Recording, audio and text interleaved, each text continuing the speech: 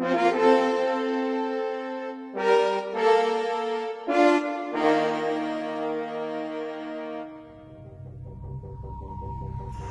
was the worst of the worst. He was in there on 2 first-degree murder charges. He was a CRT transport, meaning he had to have more than 1 transportation officer with him at all times. He had to be double restrained anytime he was out of his cell, just because of his, not necessarily just his charges, but his behavior while he was in jail as well, in regards to threat against staff as well as other inmates. So he was the worst of the worst that we have here in Brevard County, by far. Well, it was just like any other story, just a typical day. Working down the pod.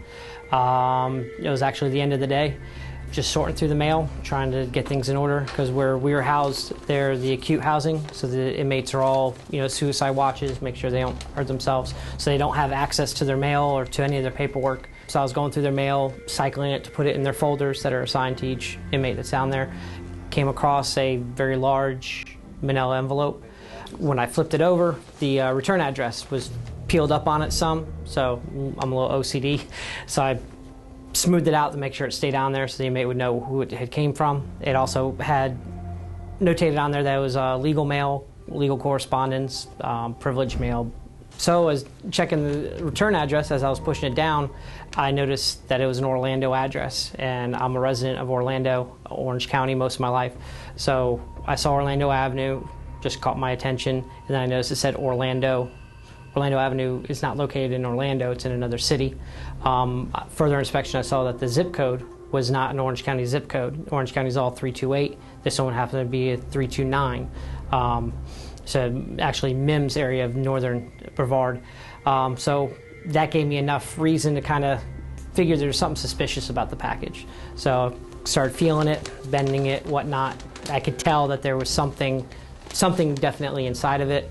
So I peeled open the package just a little bit so I can kind of get a peek inside, and I did see that there's definitely something inside. I thought it may be a weapon. I wasn't 100% sure. So I immediately sealed it back up and got on the phone, called our housing sergeant, Sergeant Buttrick. He immediately contacted Lieutenant Dotson, our shift commander, and they came down. Further inspection saw that there was a weapon, that there was a gun inside. It was a 2-barrel 38 caliber Derringer inside, cocked back, ready to go. It was it's like what you see in the movies. When they pulled it out, further inspection, you could see that it was all carved out, perfect for that gun. That it was surreal. It was very surreal. That gun went through the mail system loaded with ammunition in the gun and made it here completely to the jail complex. And Robert Lincoln had to be working that day, and through his efforts, he was able to save the lives of other corrections officers here in the jail. Further investigation found that he had actually compiled a list for himself of different deputies that were on the list, all the way up to a sergeant and a lieutenant that were on the list. I think it was a matter of whoever he may have came in contact first. Without his attentiveness to detail and being able to find that firearm before it was entered into the housing areas of the Brevard County Jail. Just if that act would have occurred and would have got into his hands, you can imagine whether it would have been another correctional officer taken hostage, a corrections officer killed, or another inmate taken hostage, another inmate killed, because the intent of this guy was trying to get out of jail, and he was going to do whatever was in his means to be able to do that. So without Corrections Deputy Lincoln's attentiveness to detail and his thoroughness in his work product, we're very thankful to have him here on staff here at the Brevard County Jail Complex. We're all enormously proud of Deputy Lincoln for what he did. There's no doubt in our minds he saved lives that day. I think what made that so special a find for us is, we get such a volume of attorney mail and legal mail and confidential mail that we're not allowed to go through unless it's in the presence of an inmate. And so you have tons of that stuff they're going through, and he was able to actually see this package, which actually looked very good. It looked like a formal, clean package. It looked like a real piece of legal mail.